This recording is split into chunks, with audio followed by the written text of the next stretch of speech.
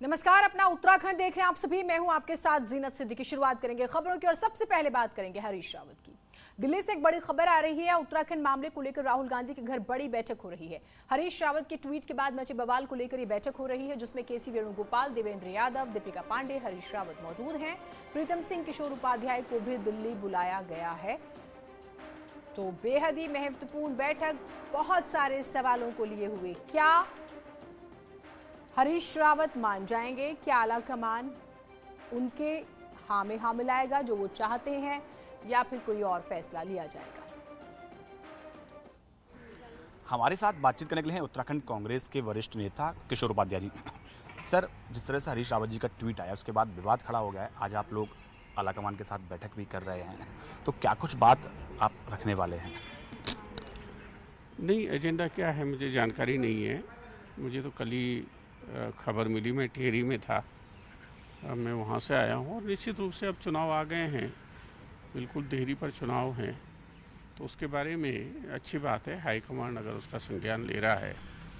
हरीश रावत जी हमारे श्रेष्ठ वरिष्ठ और हमारे बड़े भाई हैं। मैं उनको राजनीतिक रूप से नहीं देखता हूँ, हमेशा हमने उनको बड़े भाई के रूप में देखा है और वो एक संरक्षक की भूमिका में है। और निश्चित रूप से हम सबकी भावना, कामना और कर्म कांग्रेस को जितवाने का। लेकिन सर, उन्होंने कहा कि कुछ लोग जो हैं वो बीजेपी के साथ मिलकर काम कर रहे हैं, कांग्रेस को कमज़ोर कर रहे हैं, मेरे हाथ बांध दिए हैं, अब मैं क्या करूं, मुझे समझ में नहीं आ रहा है। नहीं, इस बारे में देखिए, उन्होंने कहा है तो मुझसे कोई विमर्श करके उन्होंने नहीं कहा है। उन्होंने जो भी कहा होगा उसका जवाब वही दे सकते हैं और उसमें मैं क्या कह सकता हूँ। मैं उनका सम्मान करता हूँ और हम सब उनके साथ हैं, कांग्रेस के साथ हैं, राहुल गांधी जी के साथ हैं। सर, लेकिन जो बताया जा रहा है कि प्रभारी देवेंद्र यादव से नाराज़ चल रहे हैं। प्रभारी जो है कि आलाकमान ने तय किया था, उसके बाद में उनसे नाराज़गी जो है वो चल रही है। नहीं, अब ऐसा मुझे कुछ, क्योंकि मैं था नहीं, न मेरी उनसे कोई बात हुई है। परिवार में खुशी, नाराज़गी, प्रसन्नता सब चलती रहती है, वो सब उस सब का समाधान निकाला जाता है। सर, क्या आप भी चाहेंगे कि हरीश रावत को अब चेहरा घोषित कर दिया जाए मुख्यमंत्री पद का? देखिए, हमारे मुख्यमंत्री रहे हैं और ये पार्टी को तय करना है। ये किशोर उपाध्याय के हाथ में नहीं है। अगर मेरे हाथ में हो तो मैं आज ही कह दूं। कोई उसमें उनमें कोई योग्यता में कोई कमी नहीं है, तो पार्टी जो तय करेगी हम सब उसका पालन करेंगे। धन्यवाद हमसे बात करने के लिए। कैमरा पर्सन विपिन के साथ पवन गौड़, रिपोर्टर 3, दिल्ली। तो किशोर उपाध्याय को आपने सुना बेहद ही नाप तोल कर बोलते हुए। रवि सिसोदिया हमारे साथ जुड़े हुए हैं। रवि, मीटिंग तो शुरू हो चुकी है, कुछ छनकर बाहर आया है क्या अभी, या थोड़ा इंतजार करना होगा? क्योंकि नेता तो बोलने से बहुत बच रहे हैं, चाहे वो इस गुट के हो चाहे उस गुट के हो।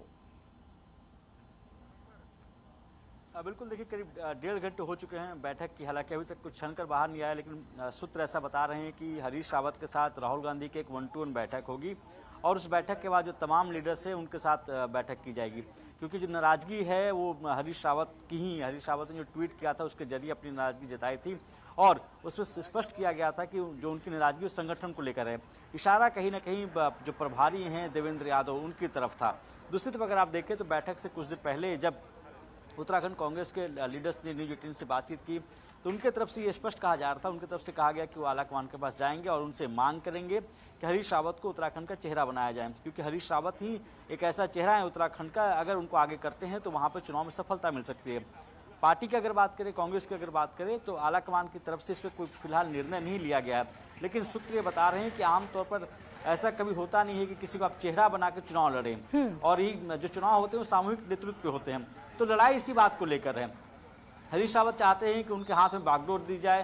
हालांकि उनको कैंपेन कमेटी का चीफ बनाया गया है, लेकिन वो चाहते हैं कि उनको अघोषित या तो घोषित रूप या अघोषित रूप में बताया जाए कि आप ही चेहरा होंगे अगर उत्तराखंड में कांग्रेस के नंबर आते हैं। लेकिन दूसरी तरफ जो है पार्टी के धड़ा एक ये भी है, वो चाहता है कि किसी और को मौका दिया जाए और सामूहिक नेतृत्व पे चुनाव लड़ा जाए। और यही लड़ाई, और इसी वजह से उन्होंने ट्वीट किया था और कहा था कि उन्हें काम नहीं करने दिया जा रहा है। सूत्र ये बता रहे हैं कि 2 दिन पहले प्रियंका गांधी ने हरीश रावत से फ़ोन पर बातचीत की थी और उनसे कहा था कि जो भी आपकी बातचीत है उन सबको सुलझा लिया जाएगा और उसी बाबत वो दिल्ली आए।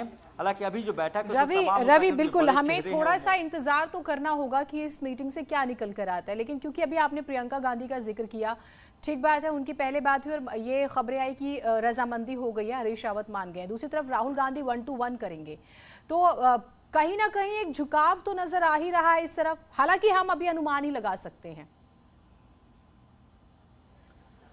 बिल्कुल, देखिए उत्तराखंड की सियासत में फिलहाल कांग्रेस के पास हरीश रावत से बड़ा कोई चेहरा है नहीं। कांग्रेस इस बात को समझती है क्योंकि आने वाले 6 महीने के अंदर चुनाव होने वाले, और ऐसे में वहां पे किसी भी तरह से कांग्रेस के लिए स्थिति असमंजस वाली न होगी, और यही बाबत कोशिश की जा रही है। क्योंकि दूसरी तरफ अगर आप देखें तो हरीश रावत जो है उनकी पीड़ा अलग है। आपने देखा होगा राजस्थान में जब चुनाव के नतीजे आए थे तो मुख्यमंत्री कांग्रेस के लेकर लड़ाई चल रही थी कि अशोक गहलोत होंगे या सचिन पायलट होंगे। कमोबेश वही हालात छत्तीसगढ़ में भी देखने को मिले थे कि वहां पे भूपेश बघेल और टीएस सिंहदेव के बीच में लड़ाई चल रही थी। तो यहाँ वो चाहते हैं, हालांकि वो भी इस बात को जानते हैं कि उनसे बड़ा चेहरा प्रदेश में कोई नहीं है, उनके लिए कोई चुनौती नहीं होगी, लेकिन ये आला कमान तय करता है। वो इस बात को वो वही आश्वासन यहाँ चाहते हैं कि आला कमान की तरफ से उनको आश्वासन मिले कि अगर कांग्रेस वहां जीतती है तो ऐसे में मुख्यमंत्री उन्हें बनाया जाएगा। कांग्रेस की अगर बात करें तो कांग्रेस की तरफ से पहले भी ये स्पष्ट किया जा चुका है कि जो चुनाव होते हैं वो सामूहिक नेतृत्व में होते हैं, और नतीजा आने के बाद जो विधायक है विधायक दल की बैठक में नेता चुना जाता है। जी ठीक, हमें थोड़ा इंतजार करना होगा। बहुत शुक्रिया, आप जुड़े तमाम जानकारियों के लिए। तो कुल मिलाकर हरीश रावत के हाथ में वैसे सब कुछ था, लेकिन वो चाहते हैं कि उनका नाम डिक्लेयर कर दिया जाए। दबाव की पॉलिटिक्स अभी तो यही कहा जा रहा है। एक तरफ दिल्ली में बैठक हो रही है, उधर देहरादून में कांग्रेस ऑफिस में दो पक्ष आपस में भिड़ गए, मारपीट हो गई इनमें। संगठन महामंत्री मथुरा दत्त जोशी ने बताया कि इस तरह की घटनाएं ठीक नहीं है और ऐसी घटनाएं नहीं होनी चाहिए।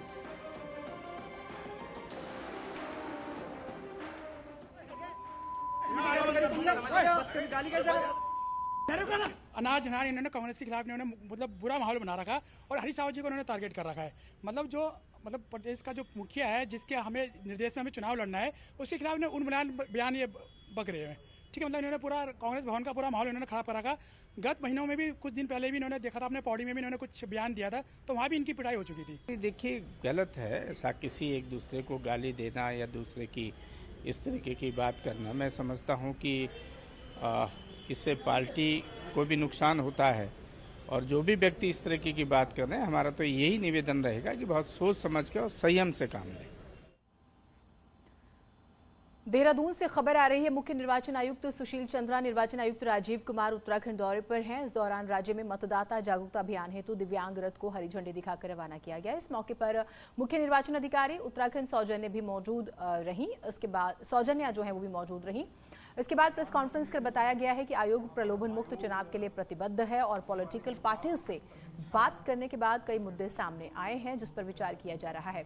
कोविड को लेकर भी राजनीतिक पार्टियों के प्रतिनिधियों ने भी चिंता जताई है। हालांकि सुशील चंद्रा ने बताया कि प्रदेश में कोविड को लेकर हालात चिंताजनक नहीं है। उन्होंने कहा है कि समय समय पर जारी होने वाली कोविड गाइडलाइन का पालन किया जाएगा।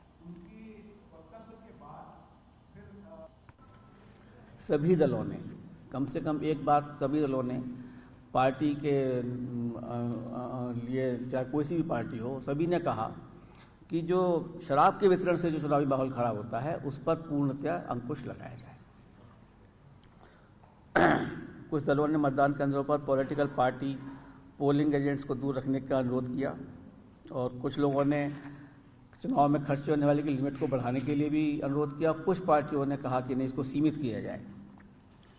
कुछ पार्टियों ने ये भी कहा कि जो हमारे रोड शो होने वाले हैं उनको प्रतिबंधित किया जाए, उसमें कम लोग भागीदारी लें। उत्तराखंड में स्कूली शिक्षा हमेशा से चुनावी मुद्दा है। शायद यही वजह है कि प्रदेश में शिक्षा मंत्री कभी रिपीट नहीं हो पाया। लेकिन इस बार क्या ये मिथक टूटेगा? क्योंकि मौजूदा शिक्षा मंत्री अरविंद पांडे का रिकॉर्ड ये भी है कि वो कभी चुनाव नहीं हारे।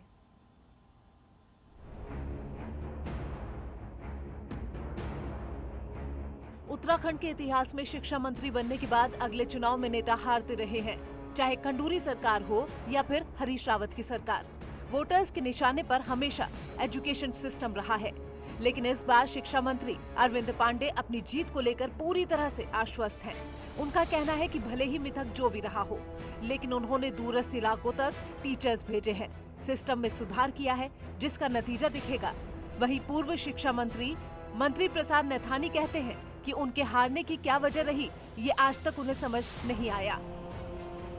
लेकिन मैं आपसे कमिटमेंट करता हूँ कि मैंने अपने क्षेत्र की जनता का सम्मान बढ़ाया है, मैंने उत्तराखंड की जनता का सम्मान बढ़ाया है। जिस उद्देश्य के लिए हमने उत्तराखंड प्रदेश का निर्माण किया है, उस दुर्गम क्षेत्रों में हमने अध्यापक पहुंचाने का काम किया है। इसी नाते हमारे क्षेत्र की जनता, जो हमारे न्यायाधीश है ना, हमारे साथ कभी अन्याय नहीं करेगा। लेकिन जो हारने का जो सिलसिला है, ये एक ऐसी परंपरा है जिसको कि मैं भी नहीं समझ पाया, लेकिन ये आकलन करना गलत है। दरअसल जानकारों का मानना है कि शिक्षा विभाग कई मायनों में चैलेंजिंग विभाग है और पढ़े लिखे वर्ग के डिपार्टमेंट से जुड़े होने के कारण नेताओं की अंदरूनी नब्ज से टीचर्स अधिकारी वाकिफ होते हैं और ज्यादातर मामलों में वो आंदोलित ही रहते हैं।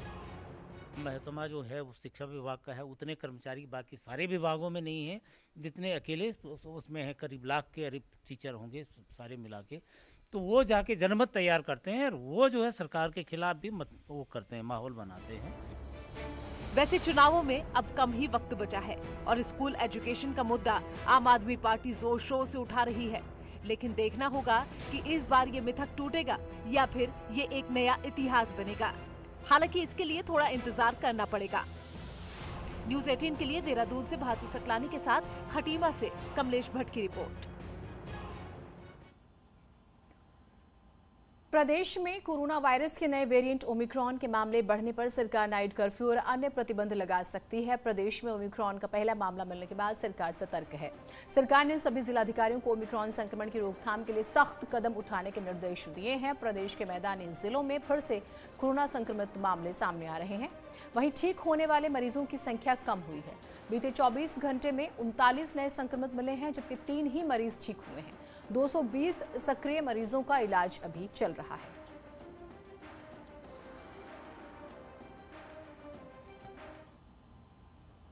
और खबर हरिद्वार से, यहां भड़काऊ भाषण के मामले में केस दर्ज हुआ है। वसीम रिजवी उर्फ जितेंद्र नारायण त्यागी पर केस दर्ज हुआ है।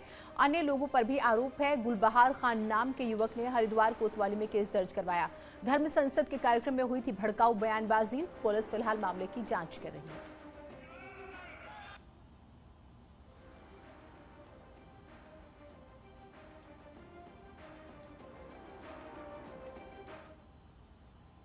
एक छोटा सा ब्रेक ले रहे हैं, कहीं मत जाइएगा।